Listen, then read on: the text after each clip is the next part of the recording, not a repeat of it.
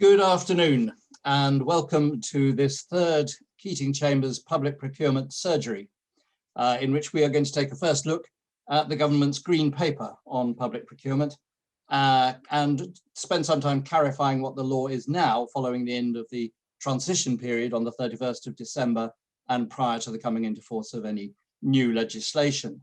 As always, we have an expert surgical team on standby, a particularly large one in this case because of the size of the subject. And it's also been, we're very pleased to be introducing three members of the procurement team who've not been on the surgeries before: Rachael, Ben Graff, and James Frampton. I'm David Gollancz. The Green Paper outlines the government's proposed approach to legislating about public procurement and seeks answers to consultation questions. Our panelists are going to talk about four headline elements in the Green Paper. James Frampton and I are going to talk about the principles set out in Chapter 1. Fionnuala, McCredie and Rachael will explore the meaning of open contracting and transparency in Chapter 6. Sarah Hannaford and Charlie Banner will be looking at the remedies proposed in Chapter 7.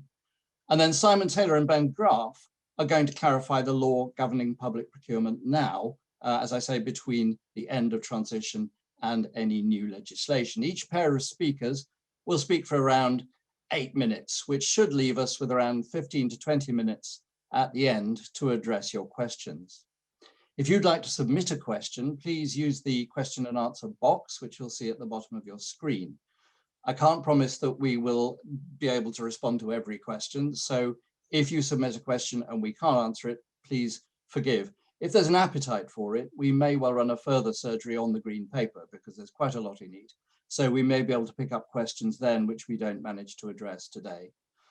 And finally, please observe the Chatham House rule. You're welcome to quote the views expressed, but please don't attribute them either to the individual speakers or to Keating Chambers. And with that, the first person who's going to speak is David Gollancz. David, over to you. Thank you, David. Chapter 1 of the Green Paper is headed Procurement that Better Meets the UK's Needs, which presumably is intended to signal that reformed legislation will be focused more on the national interest than the creation of an international level playing field, which was the focus of the EU regulations. That may be the intention, but the World Trade Organization Government Procurement Agreement, the GPA, imposes level playing field obligations, and the Trade and Cooperation Agreement with the EU, the TCA, does so too, as do the free trade agreements with Japan and Singapore and the Andean countries. And I confess that I haven't yet looked at those of the Faroe Islands or Solomon Islands, but they pretty much all do impose obligations on public procurement. And in some instances, those are additional to those in the GPA and extend the scope of the procuring entities covered. For example, the GPA doesn't apply to privatized utilities, but they are caught by the TCA with the EU. So whatever the heading says, the new legislation will not be able to privilege the UK national interest at the expense of international equal treatment obligations. Looking past the heading then, the meat of Chapter 1 is the list of principles at paragraph 27. And I'm sure you all know this, but the 6 principles very briefly are public good, value for money, transparency, integrity, fair treatment of suppliers, and non-discrimination. Now that list is probably unsurprising to those listening or anyone involved in procurement law, save perhaps for 2 potentially noteworthy points. The first is the inclusion of public good, which is something David and I will discuss in more detail later. And the second is the exclusion of proportionality. Regulation 18 of the PCR currently requires contracting authorities to treat economic operators equally and without discrimination, and to act in a transparent and proportionate manner. And it's the final one of those which is missing from the Green Paper.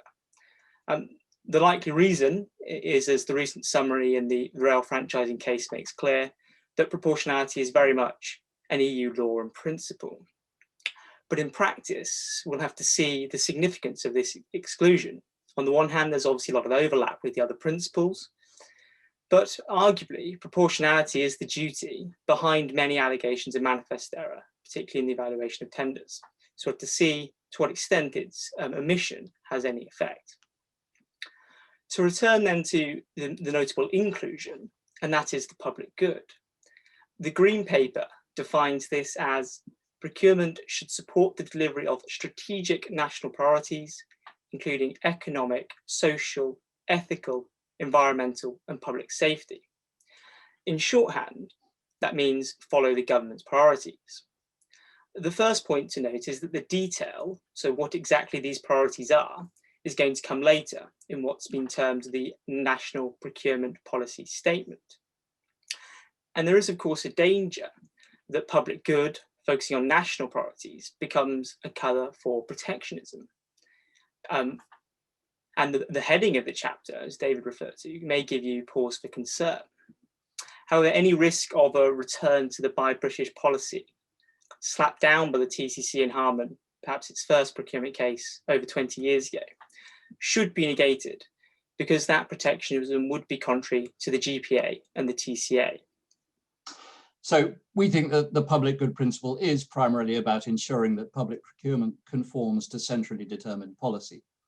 The Green Paper says that contracting authorities will still be able to pursue their own strategic goals, but the implicit proviso is that these are in conformity with central policy. One immediately apparent area of potential conflict concerns labour conditions. The TCA with the EU, Public Procurement Article 10, provides that each party shall ensure that its procuring entities may take into account environmental, labour and social considerations. But there's no reference to labour considerations in the Green Paper definition of public good. And it's not hard to imagine that local authorities on the left perhaps will want, or rather continue to want, to impose conditions on contractors concerning matters such as pay and trade union recognition. And if that's not in conformity with central policy, will look to Article 10 to support their position. Another interesting point to consider from the public good is the role of pressure groups. Undoubtedly like to be more interested in public procurement where they're targeting these strategic policies. However, there isn't as yet in the Green Paper no discussion as to who will be an economic operator under the new regulation. If you assume the position will remain the same, the Community R4C case last year, which Sarah was involved in, rather shows the difficulty a pressure group type body will face bringing a challenge under the regs. They weren't standing at the time. And so too for a judicial review claim, a challenger in a procurement case would need to demonstrate that the test in Chandler is met, i.e. that might have led to a different outcome that would have had a direct impact on them. So unless there are any changes to that space as to who is standing and who's an economic operator, the role of pressure groups is likely to be simply pressure on the government as to what goes in the National Procurement Policy Statement in the first place. Quite. And the Green Paper proposes a reformed review service, possibly with some powers of enforcement. The only power specifically suggested is spending controls on contracting authorities who fail to comply with recommendations. So a little like the present system where underperforming schools and hospitals are encouraged to perform better by being given less money. Whatever the detail, it seems clear, taking into account the proposed dilution of private law remedies for suppliers, which I think Sarah and Charlie will be discussing, that if you're a contracting authority, it's more likely to be the government enforcers coming after you rather than disgruntled suppliers. So we think that besides all that, there are really two overarching principles which have driven these proposals, neither of which is express. The first is increasing central government control over public procurement policy. And the second is quite simply to make challenges to public procurement less attractive to unsuccessful bidders. So moving on from that, we will be dealing with any questions which come up, and I see that questions are coming up towards the end of the hour.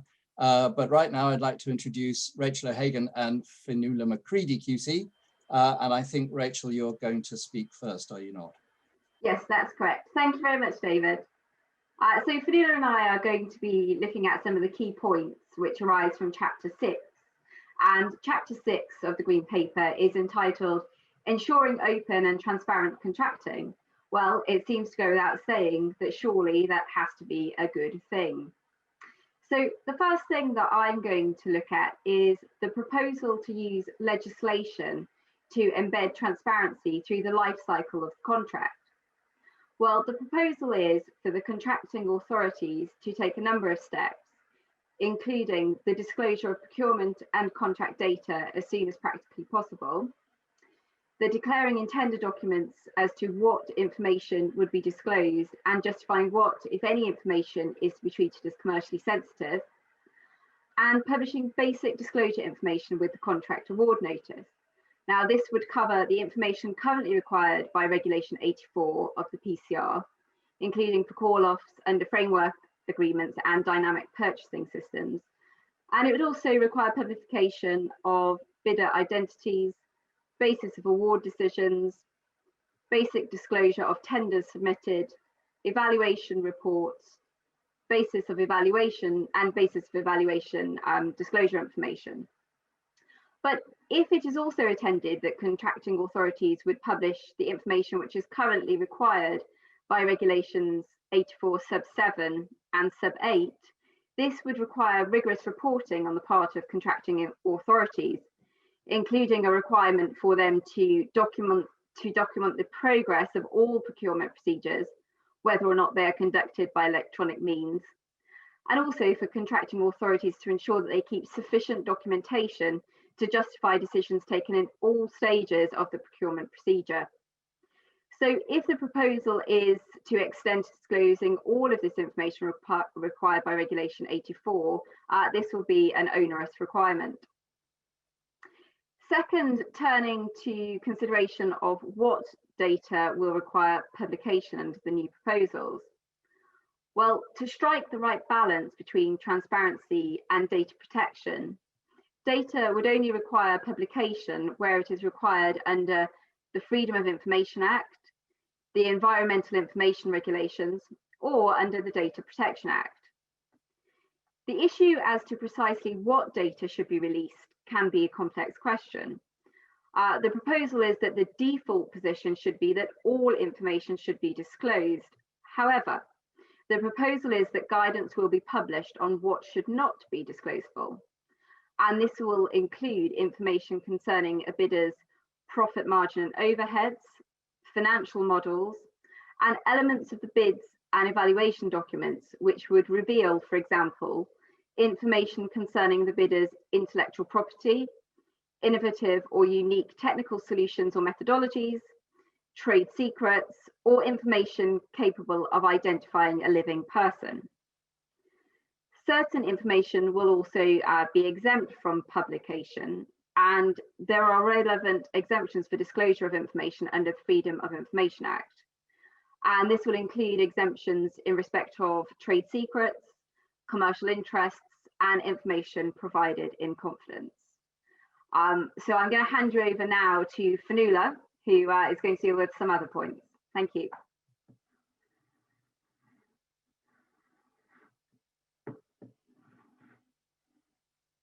Sorry, everybody, struggling to unmute myself.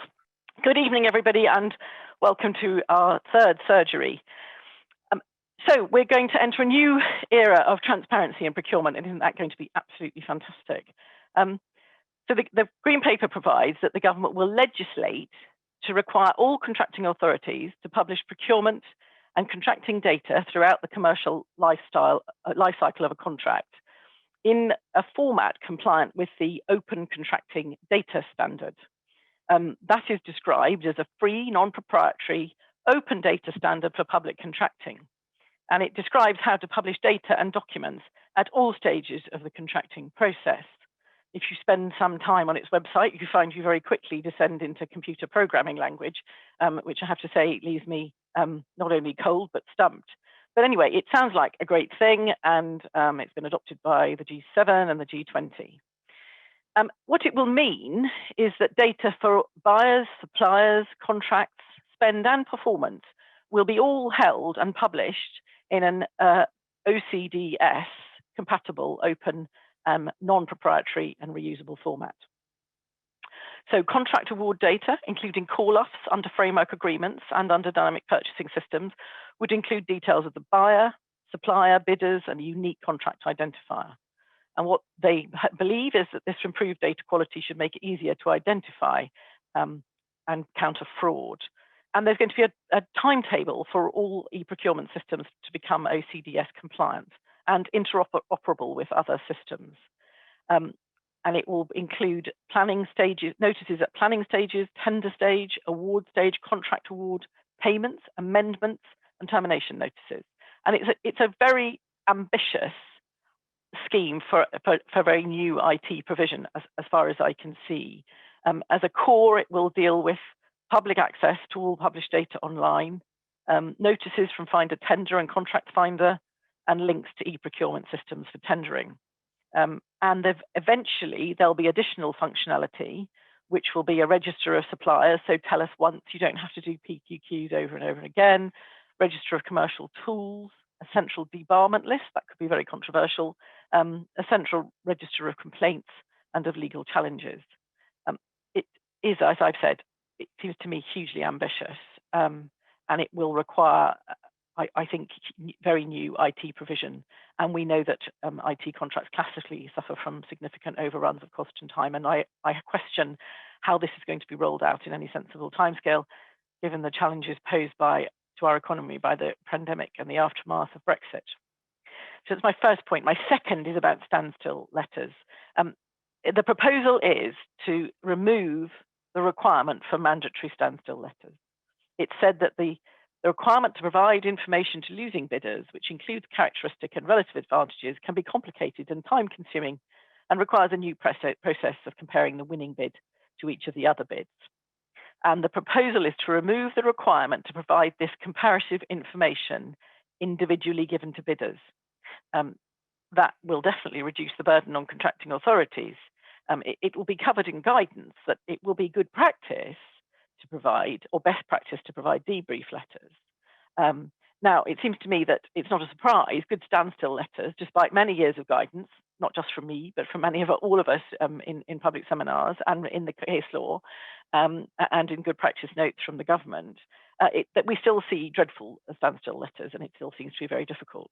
I can see that there is a reason that there might be grounds to get rid of relative advantages, because that is a new process, but I'm very concerned about the proposal to remove standstill letters. How a challenger is going to deal with what might be a mountain of redacted information without some kind of guidance to take them through the process undertaken by the contracting authority and relating it back to the published requirements.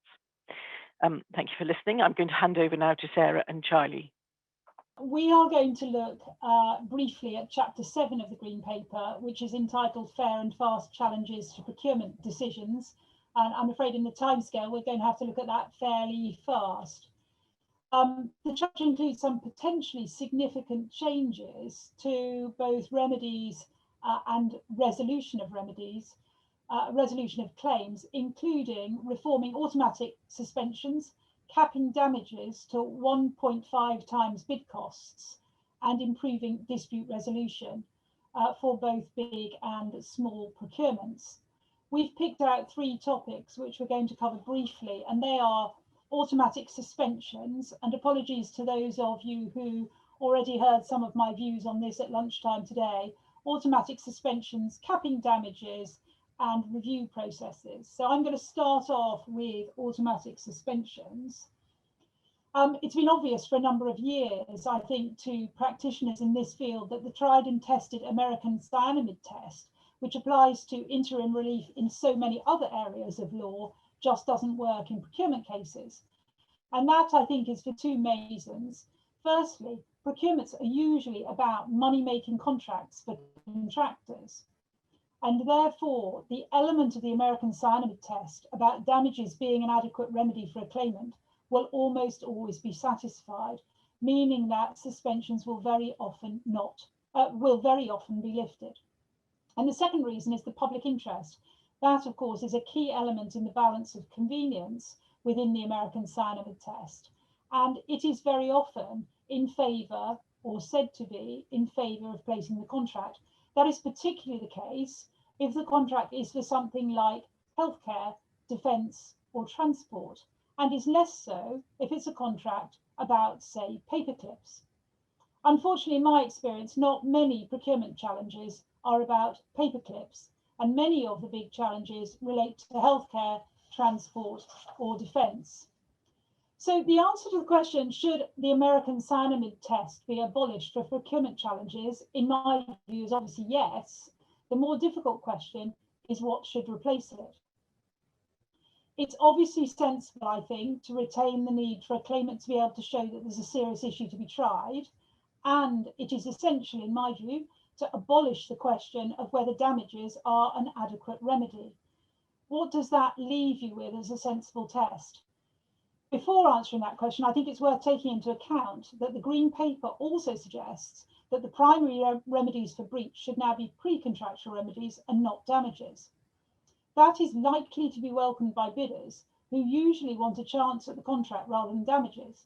It is apparently also what authorities want, although the reasons for that remain slightly unclear, because historically, in my experience at least, authorities struggle to manage to meet the deadlines necessary for expedited hearings and are very keen to lift the automatic suspension so that the claim is pushed into the long grass as a damages claim and they can go ahead and place the contract. But if pre-contractual remedies are to be the primary remedy, then expedited trials are likely to become the norm, and the new test for lifting the suspension should fit in with that ethos. A sensible approach, therefore, seems to me to be that an authority can apply to lift the automatic suspension in exceptional circumstances. Those circumstances will now no doubt include urgency and the public interest. And if that is to be the case, and the public interest is going to be an element which I think it will have to be considered by a court, it will need to be a balanced consideration of the public interest so that it isn't all in the authority's favour. So the public interest in doing procurements properly needs to be given proper weight in the balance of public interest, which hasn't always been the case in decided cases. So there are two questions arising from my theory about the future. Firstly, whether legislation should spell out what can be exceptional circumstances, or whether that should be left to the court or any tribunal that's deciding. And I think it would be sensible to set out the circumstances. Obviously, it would have to be in a non-exhaustive list to try to avoid any risk that we just end up going back to American cyanamide out of habit.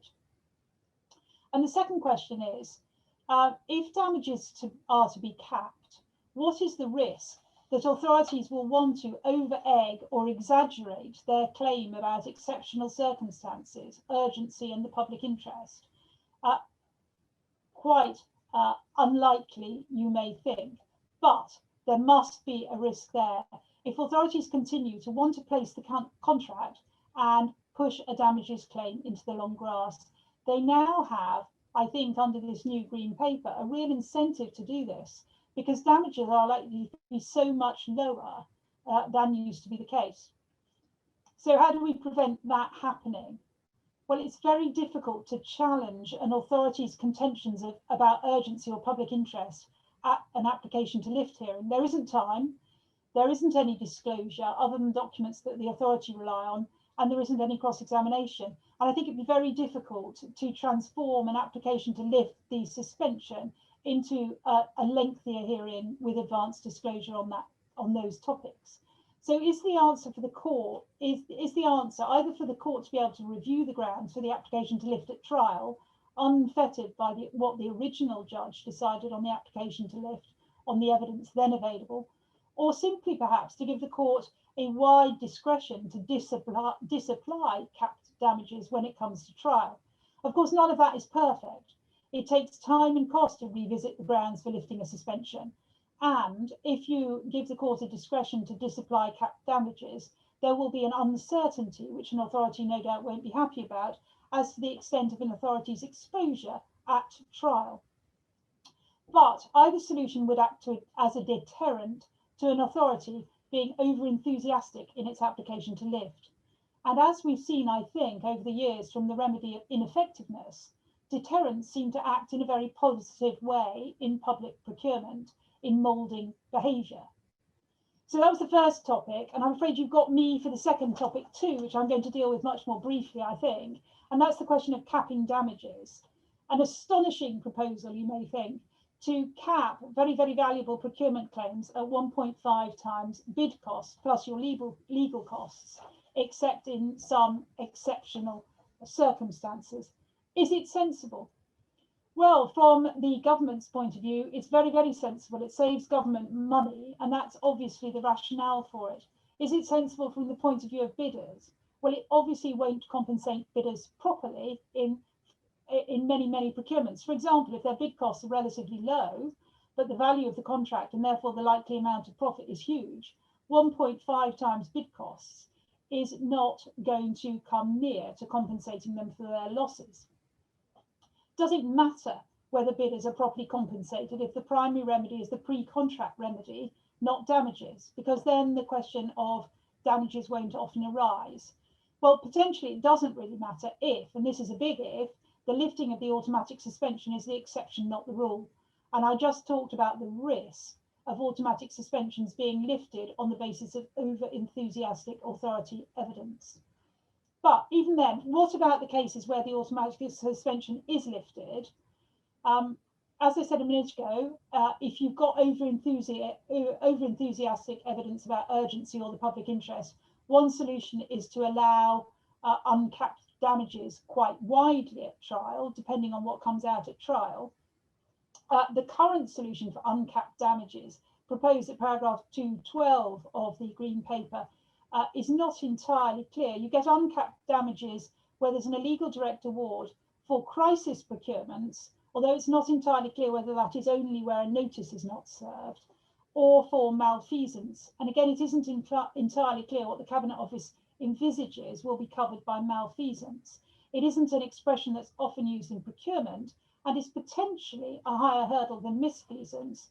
And of course, misfeasance is quite a high hurdle, although very much not unknown in procurement cases. There's another question which is raised but not answered in the Green Paper, which is how will a court decide how much of the 1.5 times bid costs the claimant gets? Do they automatically get all of them? Do they have to prove their bid costs were reasonable? Do you get a greater proportion if the breaches are worse and less if the breaches are not so bad? That isn't resolved at all. And what the Green Paper does say, I think in slightly worrying terms at 210, is we are still investigating how to calculate bid costs in a fair and transparent manner and plan to develop a should cost modelling tool in order to achieve that. Well, we all know what happens when there's a should cost model and it isn't very good. But it does seem to me that it is quite likely that a bidder won't get potentially anything like 1.5 times his bid costs. Of course, it's conventional only to get about 2/3 or 3/4 of your legal costs. So you could end up winning, wiping the floor with an authority at trial, but still getting less than the costs, and significantly less possibly than the costs you've actually incurred in getting there, which doesn't seem terribly satisfactory. And final point before I hand over to Charlie, is capping damages at 1.5 times bid costs a good thing for authorities, I asked. Many authorities historically haven't wanted to rewind procurements or to start them again. And that may be quite a difficult thing to do if more disclosure is given to all bidders anyway, including extracts of bids. Authorities quite like to negotiate a settlement, but bidders, of course, may not want to negotiate a settlement based on bid costs. They may prefer an expedited trial and to force an authority to rewind.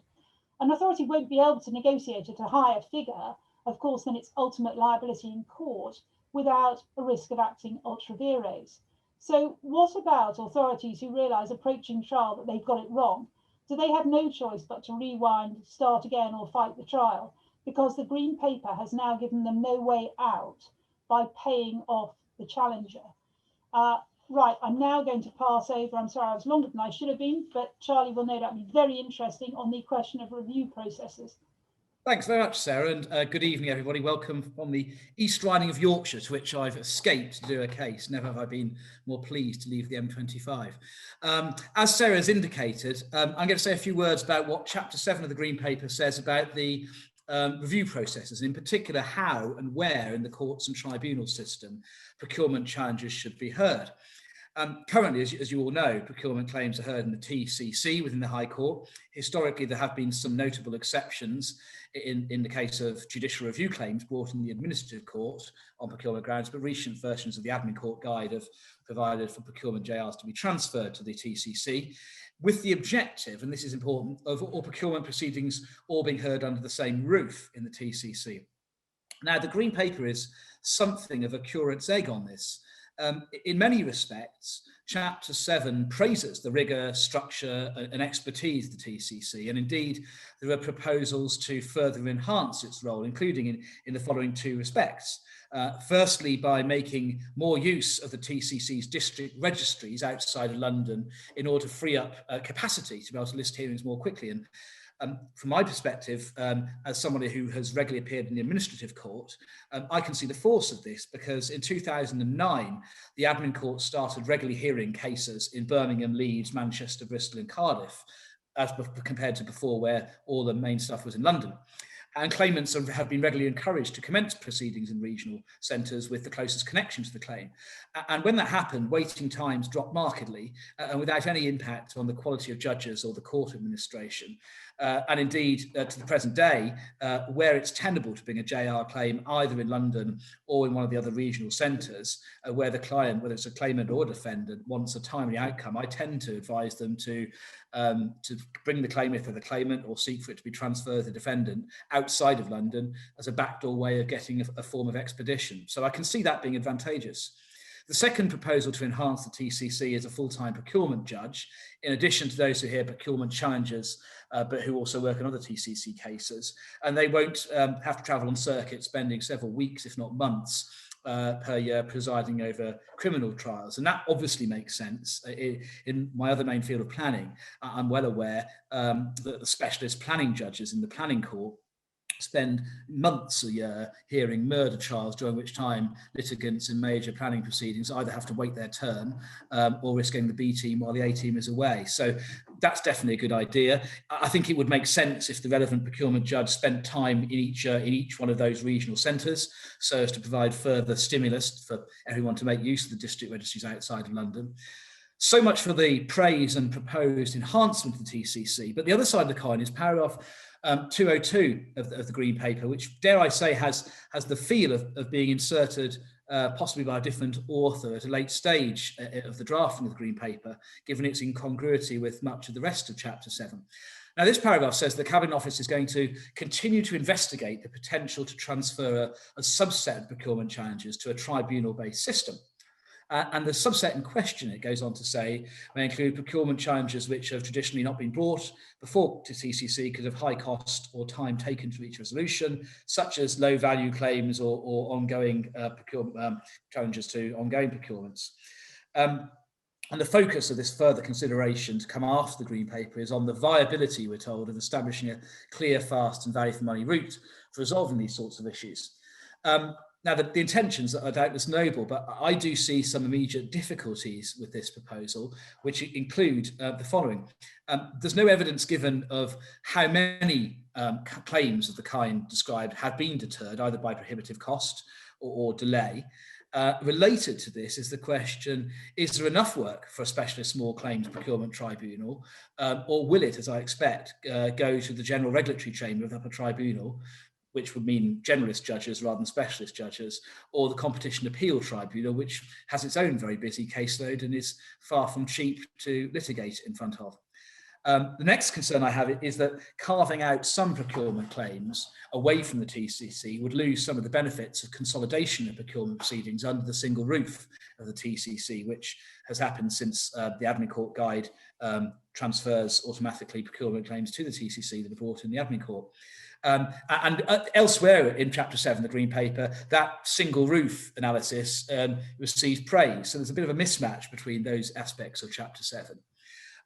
The idea of a specialist procurement tribunal sounds nice, but where will the judges come from? The lesson from the planning court, which was set up in 2014, and other specialist tribunals is, in order to get cases through efficiently and keep the court's statistics looking sweet, there's a temptation to give a wide range of judges the specialist ticket. So, for example, in the planning context, over 30 QBD High Court judges have a planning court ticket now, and yet only 5 of them practice planning to any significant degree in practice. So it's a specialist court in name only.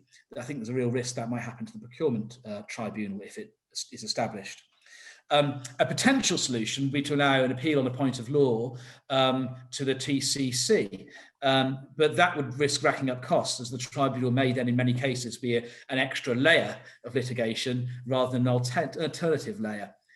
Representation is still going to be needed before the tribunal, and as I've indicated already, tribunal representation isn't necessarily cheap. The lessons from the Competition Tribunal and the Upper Tribunal Lands Chamber are clear in that regard, where fees can still be very high.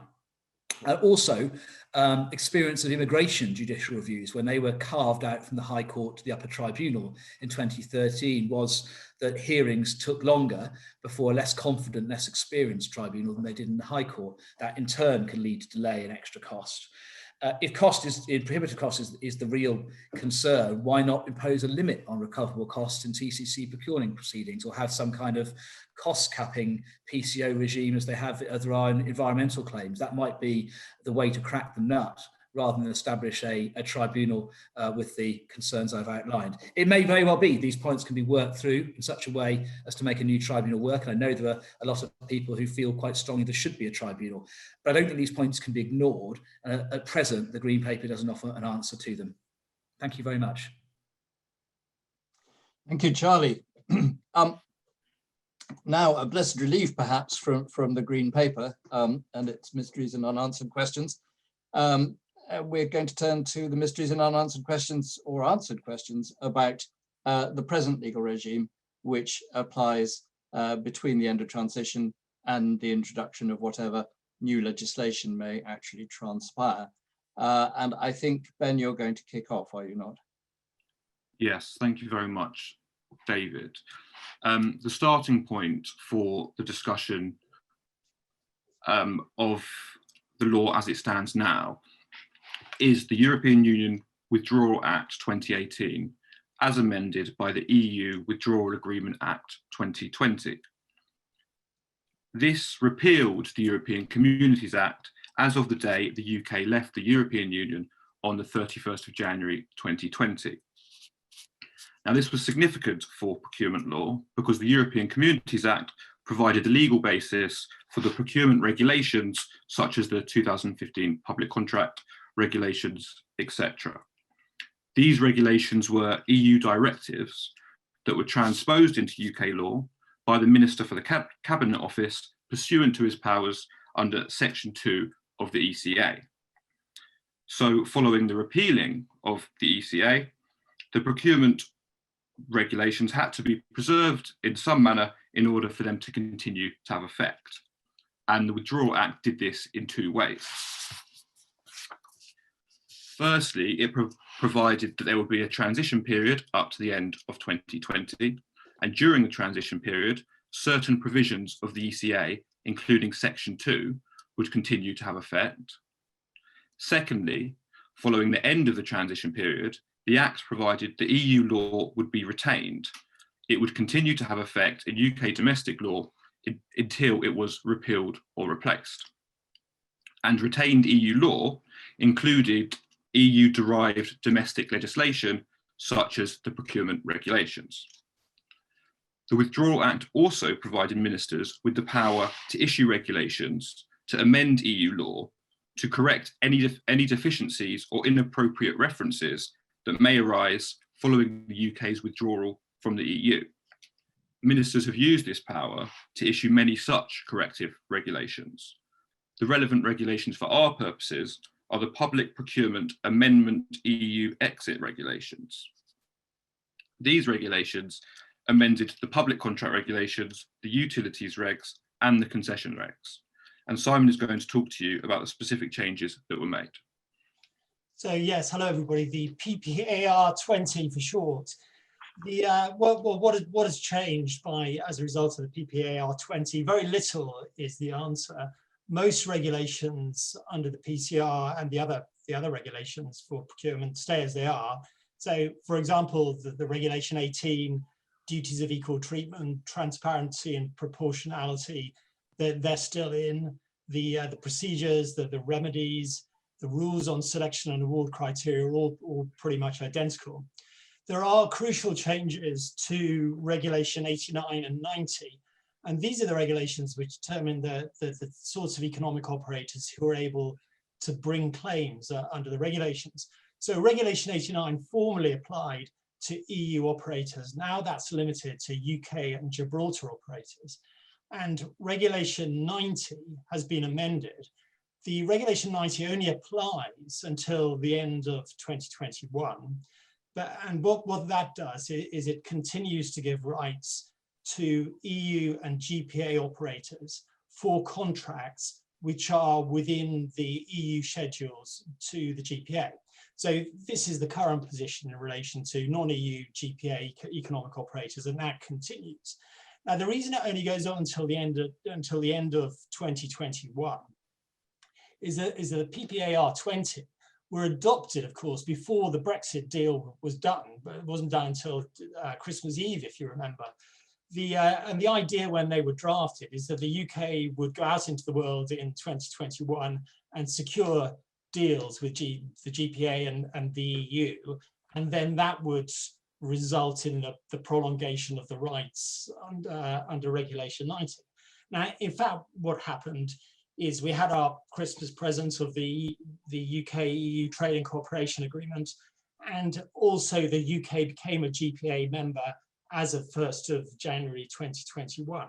So the effect of this is that well, we don't know what the UK schedules to the GPA say yet because they haven't been published, but the indications are that they will replicate the EU schedules. So that means that effectively the rights of GPA operators under the EU schedules will continue. The UK-EU deal, though, is slightly different. This gives a slightly additional coverage, so additional rights for EU operators as opposed to non-EU GPA operators. And in particular, the GPA schedules, they don't cover, for example, the light touch regime, whereas the UK-EU deal covers the light touch regime services with the exception of healthcare and personnel recruitment services for healthcare. So EU operators will have rights to bring a claim in relation to a light touch regime other than healthcare, whereas GPA operators won't. Now, the light touch regime still applies, but the sorts of operators who will be able to bring an action are limited in this way. What are the other changes? Well, the other changes that I'm just going to very briefly all relate to the functions of the European Commission transferring to the Cabinet Office Minister effectively. So now instead of new tenders being advertised in the OJU, they'll be advertised in the UK e-notification service called Find a Tender. They can also be advertised, for example, in Sell to Wales, but the scope of the Sell to Wales advert mustn't be any broader than the Find a Tender advert, and it can't go on before the Find a Tender advert. The thresholds are going to be set by the Cabinet Office Minister, and the first thresholds are already in the PPAR 20. They're very, very similar to the previous thresholds. Regulations in relation to e-communications to be set by the Cabinet Office Minister. The Cabinet Office Minister can de-ratify treaties, social, environmental and labour treaties, which form the basis for authorities not awarding the contract to the most economically advantageous tender where the treaties have been breached. So those can be de-ratified by the UK government, but subject to the consent of the devolved bodies. Regulation 84 reports can be requested by the Cabinet Office Minister rather than the European Commission. And then finally, there's a tweak in relation to abnormally low tenders, and this removes a reference to state aid, but it's been reinserted effectively in the UK EU Trade Cooperation Agreement. And then finally, transitional provisions. Any tenders launched before the end of 2020, the new rules won't apply to those tenders, and equally call off contracts pursuant to frameworks that have been launched before the end of 2020 or entered into before the end of that period, they will not be subject to the new rules. So back to Ben. I'm now going to quickly give a rundown of the status of the case law of the European Court following the end of the transition period. I said before that EU law was retained by the Withdrawal Act, and so is EU case law. Firstly, Section 6 of the Withdrawal Act provides that courts other than the Supreme Court are bound by what is referred to as retained EU case law. Now, retained EU case law is the body of decisions of the European Court and general principles of EU law developed by the European Court that were in place prior to the end of 2020. The Withdrawal Act provides that the Supreme Court can depart from retained EU case law, and in deciding whether to do so, it must apply the same tests that it applies when deciding whether to depart from its own case law, which is whether it appears right to do so. The government has subsequently enacted regulations that extend the power to depart from retained EU case law to the Court of Appeal, and the test is the same. So what this means for the High Court and other lower courts is that they will continue to be bound by European Court decisions handed down prior to 2021, unless and until the Court of Appeal or the Supreme Court departs from these decisions. Finally, as to principles laid down and judgments made by the European Court from the 1st of January 2021 onwards, the Withdrawal Act provides that these are not binding on any UK court, but the courts may have regard to them. I'll now hand back to David for questions. Thank you, Ben, and thanks everyone.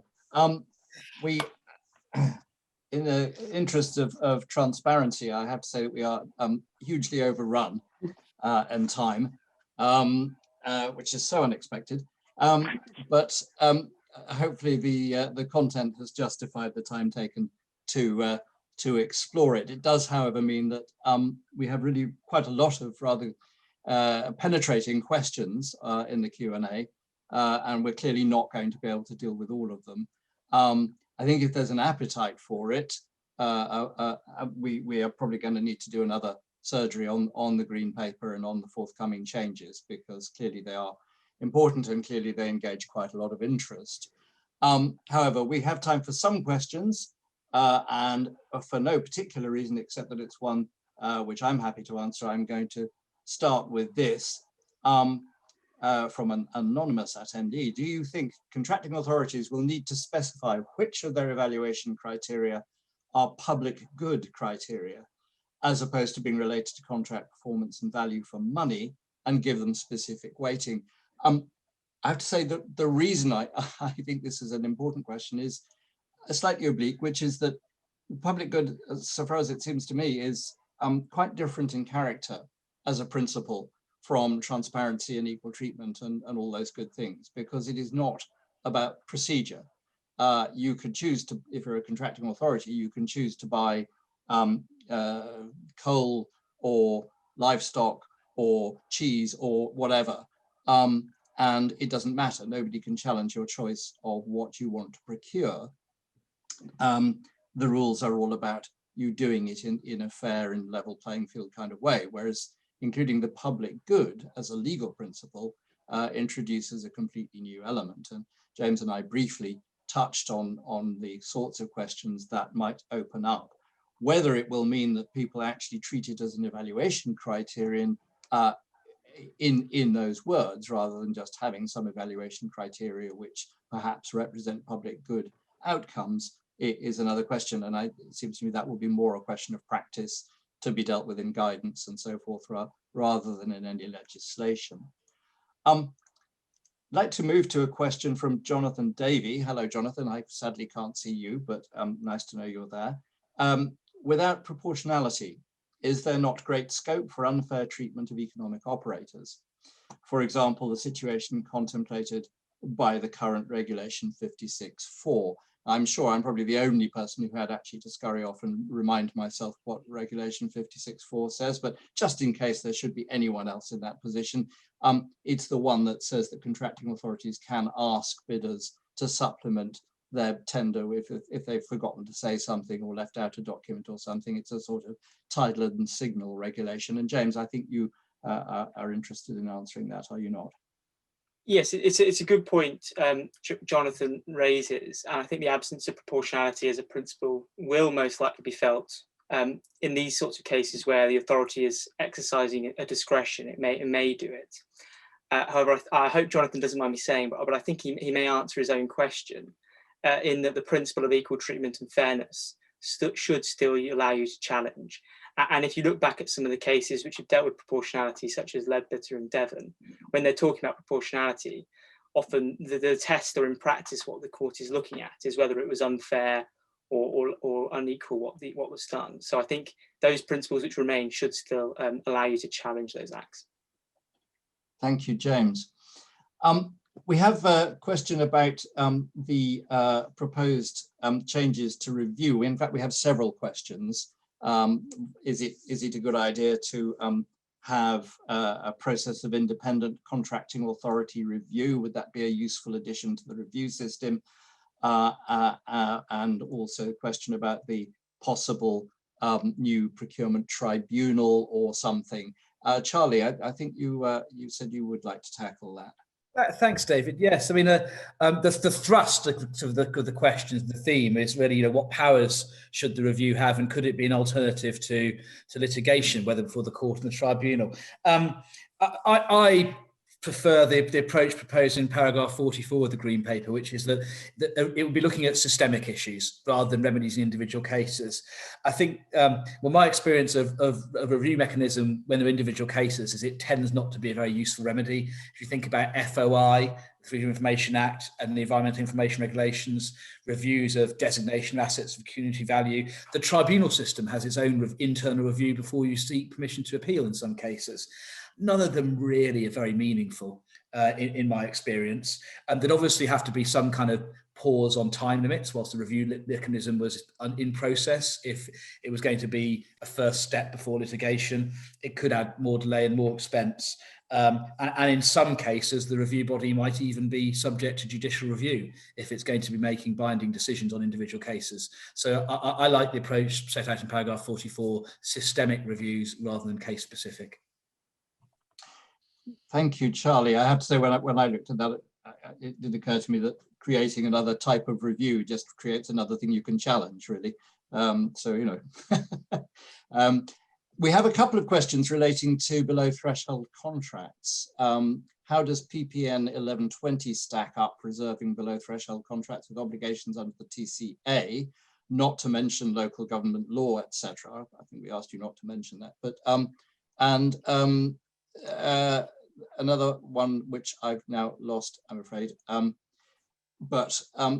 think yes, is the panel aware what Cabinet Office intends regarding sub-threshold procurements? Indeed, is the Cabinet Office aware what it intends? There seems to be no reference in the Green Paper to the scope of the new regulations. Many of the stated principles would seem to be designed to assist SMEs. Simon, are you happy to tackle this one? Yeah, sure. As the question allows me, I will not refer to local government legislation, if that's okay. And if we need to talk about it, David's the expert. But I think the answer is that the way that the Trade and Cooperation Agreement works is that it applies the GPA plus. So effectively, the coverage of the equal treatment, most favoured nation, if you like, obligation under the Trade and Cooperation Agreement is the GPA schedule plus, for example, privatised utilities, which have special exclusive rights, and then the light touch regime services I mentioned. So in relation to below threshold contracts, those, as far as I read this, are not covered by the commitments under the Trade and Cooperation Agreement between the EU and UK. So I don't think there's any effect, and that after all is consistent with the old position, because the below threshold provisions in the regs were an UK idea, weren't they? They weren't based on any EU requirements. So I think the short answer is that while you can debate whether that PPN works as against the regulations, which still retain these provisions in relation to below threshold contracts, there aren't any new issues that arise as a result of the deal done with Brussels.